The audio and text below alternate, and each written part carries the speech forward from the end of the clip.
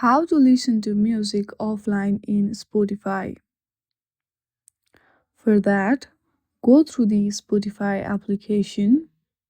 Here, if you want to download or listen music offline, then for that you have to apply premium Spotify. You have to buy premium Spotify to download music on Spotify.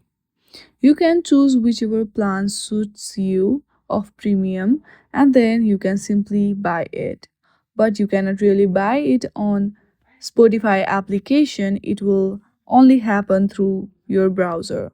Go through the browser and then search for spotify.com.